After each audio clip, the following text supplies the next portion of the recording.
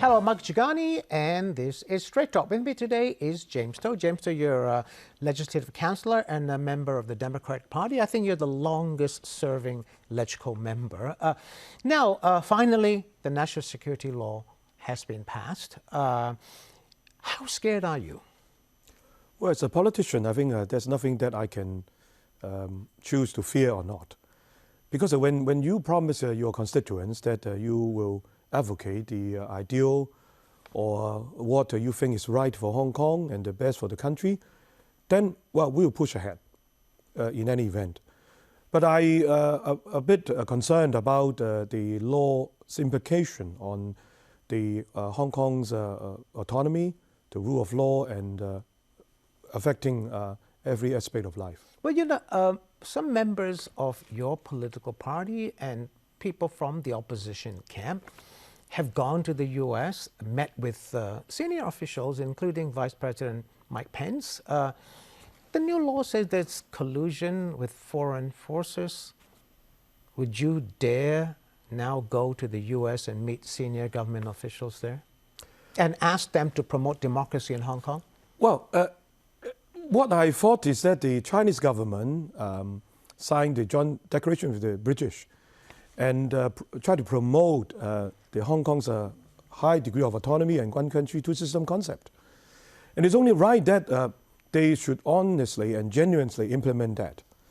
And if the whole world have some opinion on the implementation, and if, let's say, if they want to meet me to ask me for my true opinion on the implementation, I will continue to reflect what I feel is the genuine situation in Hong Kong. Would you ask the U.S. government, like some have, to promote democracy in Hong Kong, and if one country, two systems is eroding, to then impose sanctions? Well, it's not a problem. Asking the whole world to help China to promote democracy and genuine... And if they don't, then you impose sanctions. You ask them to impose sanctions. That is their measure. Because any sanction will be the American or the European Union or other countries' domestic law. It's their own consideration for their stake and for their promotion of international ideal. But what I think is right is that Hong Kong should have a high degree of autonomy, and that I will still reflecting the same opinion to anybody. But some people say that's bad-mouthing Hong Kong and China. The Chinese government says that you go to foreign countries, Western countries, especially now when there's a U.S.-China trade war and a virtual Cold War, that you are actually bad-mouthing your own country, China. Well, I remember Deng Xiaoping once said, the CCP, the Chinese Communist Party, fear not bad-mouthing because they are strong. And so I will say, if what I said is at least it's a freedom of speech, then I would continue to exercise my freedom of speech. You don't think that's bad-mouthing, freedom of speech? You say China is not afraid of, Deng Xiaoping said China is not afraid of bad-mouthing. So are you saying that you are actually bad-mouthing? Well, I don't feel I'm bad-mouthing anybody. I'm only telling the whole world or you or to the audience what I feel is the true situation of Hong Kong. That is not bad-mouthing. Of course, in a pluralistic society, there are bound to be a different opinion, unless you want to that kind of autocratic or draconian, authoritarian regime in China. But Hong Kong is not. Hong Kong is a one country, two system, and not totally the exact system in China. Are you?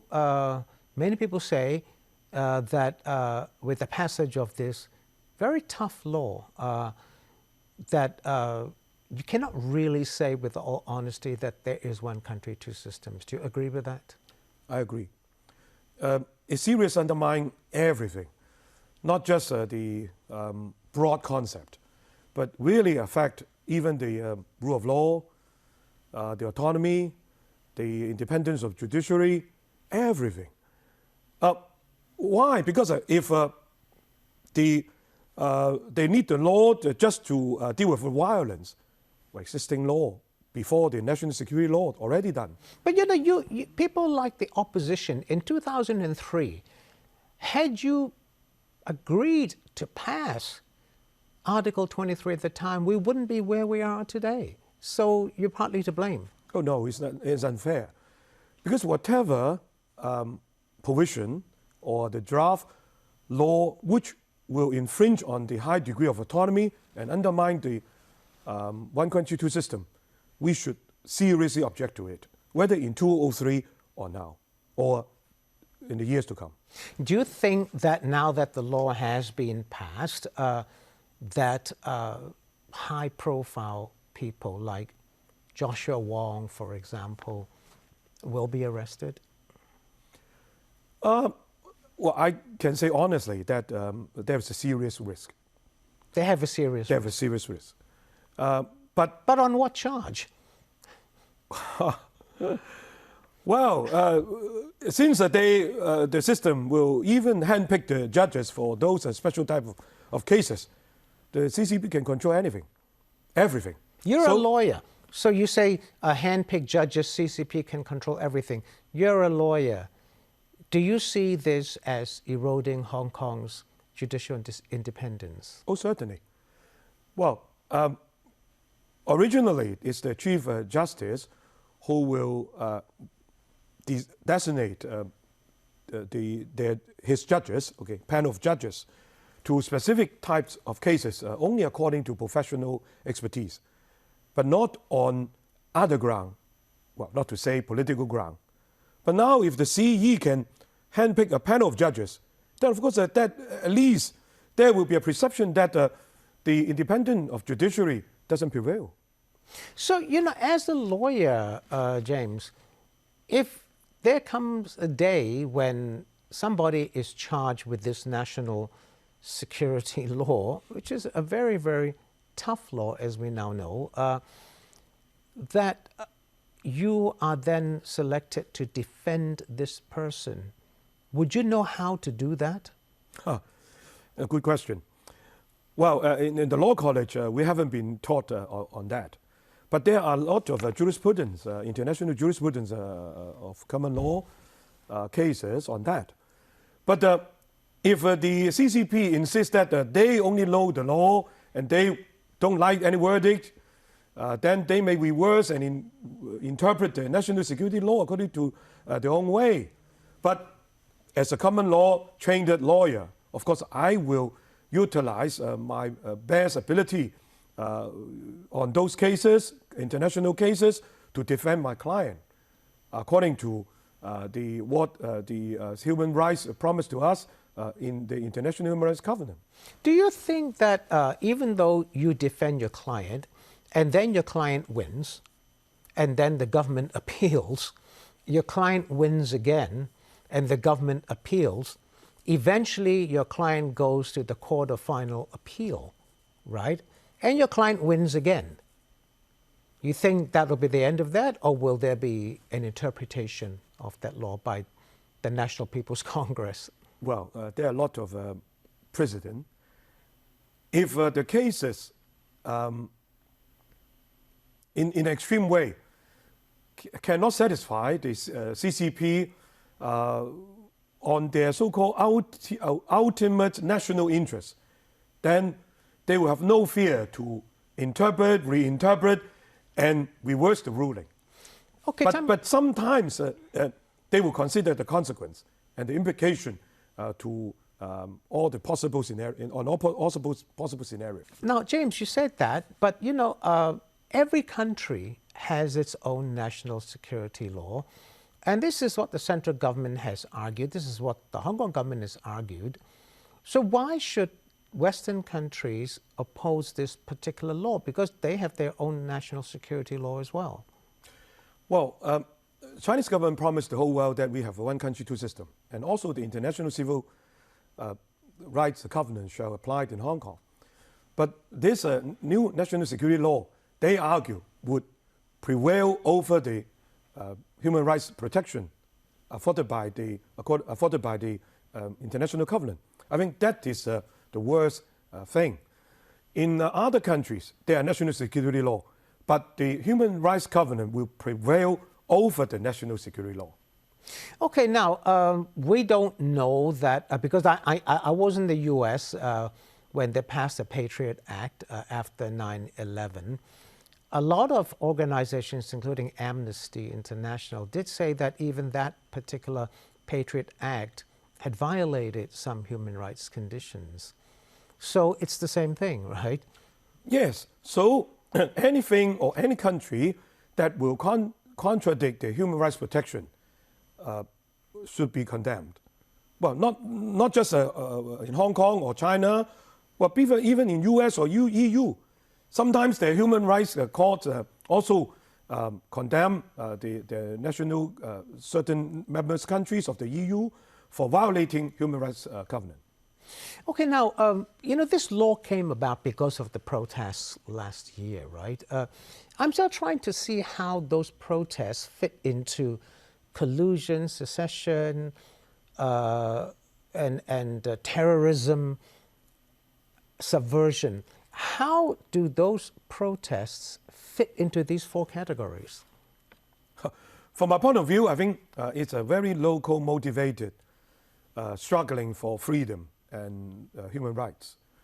But the Chinese government always say they're a very paranoid government, and they feel that there are always a so-called imperial black hand behind.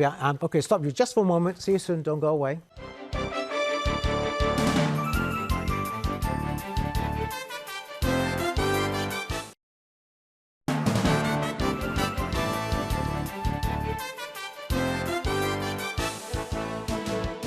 Thanks for staying with us. It's Straight Talk. With me is James To. James To, you're a member of the Legislative Council and the Democratic Party.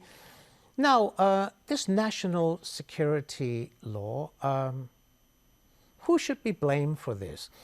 If it hadn't been for the extradition bill, some people say, then there would have been no protests. If there had been no protests, there would be no national security law, right?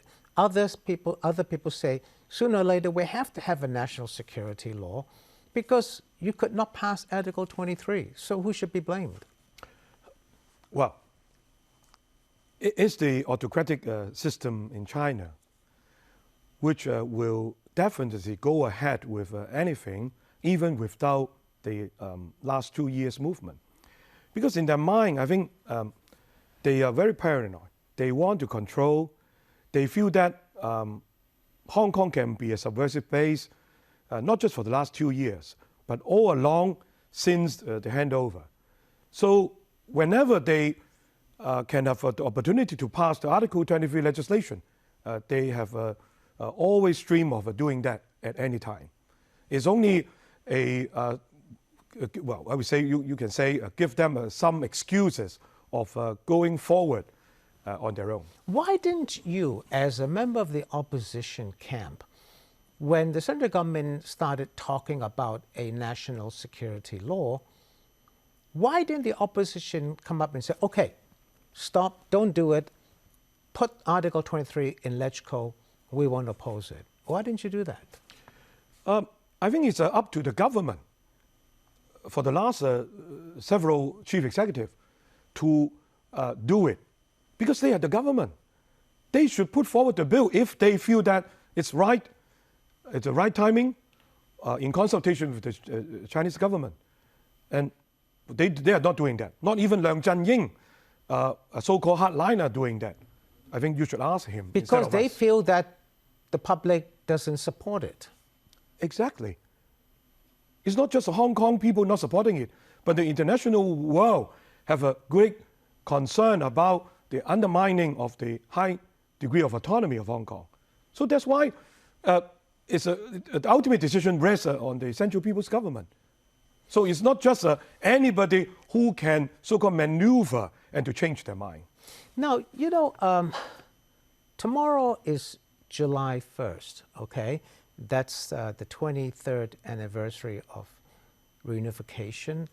Every year you have big protests. This year it's been banned. The police has banned it, saying social distancing, coronavirus, even though everything else has been lifted, there is no control. But they say no. do you think that people will be able to protest in the future? Would they dare even to go out to protest? Well, if eventually nobody dare to go out, I think that demonstrates the depth of the one country, two system.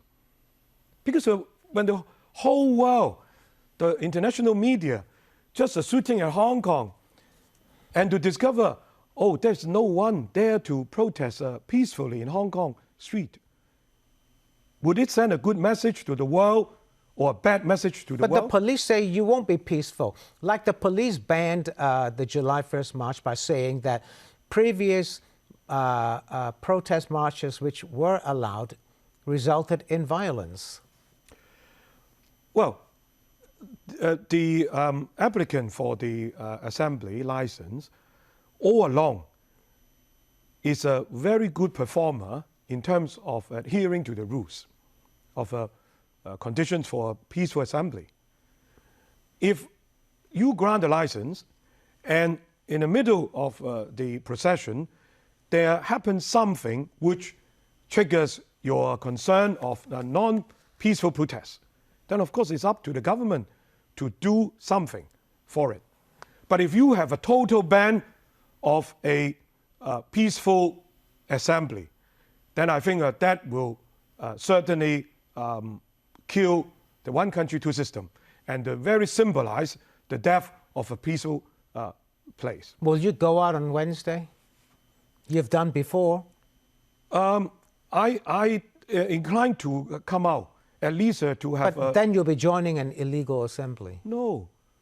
I enjoy my holiday with my family and go out to voice out. I don't come out with anybody. It's only three in our family. Yeah, but three... If you insisted to have to frame me up, then of course you can do anything. But three in your family, you're walking from Victoria Park to wherever along with other people, then the government says that you are part of an illegal assembly. I'm not walking with anybody. I just walk on my own. Well, they arrested 15 or so people for walking on their own, and they've been arrested. That's an abuse. Including a clear example. Martin Lee and so on, they've been arrested. Yes, they're abusing all the way and suppressing peaceful assembly. Do you think people will, with a national security law, do you think people, like what we saw last year, a lot of protests, some of it violent protests, some of it petrol bombs, do you think the national security law will scare people and then there will be no more protests? People just won't dare come out anymore? It will scare somebody, but not all. At least not those of wishing to join a peaceful assembly. Because the people are very stubborn in insisting that we should have high degree of autonomy, protected by the basic law, and promised by the Chinese government to the whole world. Yeah, but on Sunday you saw people going out to protests, and there were no black-clad protesters, there were no petrol bombs, yet the police arrested over 50 people. Well, I'm not appealing to violence, but if the police want to abuse their power in suppressing peaceful assembly, then the whole world will know that our Hong Kong government and the Chinese government is taking away our liberty.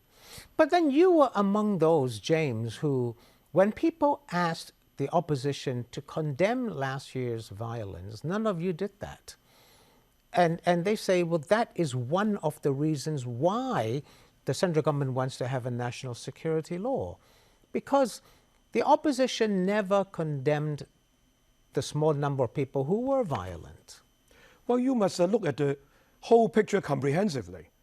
When at first the very peaceful protest is encountered by the very brutal act of the police, disproportionately. And so I always think the one with the power should be the one to have a proactive role for reconciliation. But the government is not doing that. So you must be fair to all the parties.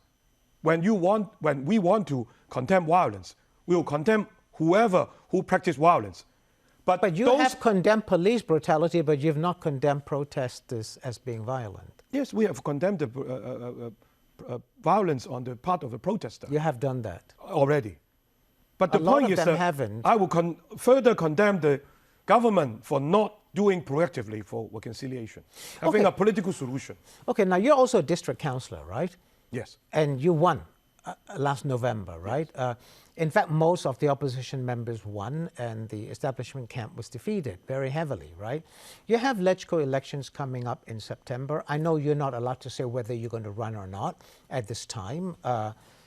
Do you see a repeat with a new national security law in place?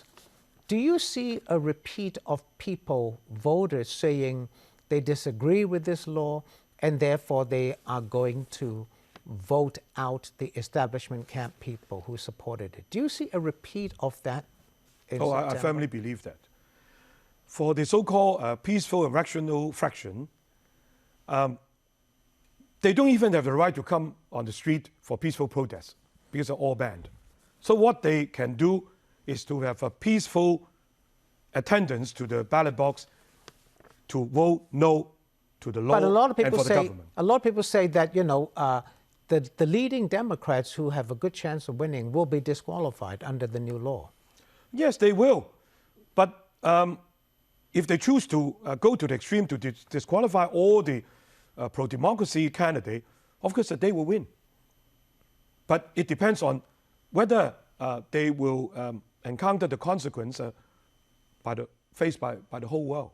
I've got 1 minute left. How do you see Hong Kong going down the road? Because you've got a totally different situation with a new national security law. The democratic reforms that the opposition rejected in 2014, those are not going to come back again, right? So we will have a status quo where there will be no greater democracy, no direct elections for the chief executive or LegCo, and you have a new national security law. Can you live in that kind of Hong Kong? Many people will choose to leave. Leave Hong Kong. Leave Hong Kong. But I'm not at this moment. And it's not just Hong Kong, but the total clash of two values, the autocratic value and the freedom value. It's So not the just Hong Hong Kong- Kong, the but Hong the Kong- China with the whole world. So the Hong Kong we know is no longer the Hong Kong, right? Oh, it's a different Hong Kong. In what way? Without freedom, autonomy, and total clash of the China and the world. All right, okay. Thanks for watching. See you next time. Good evening.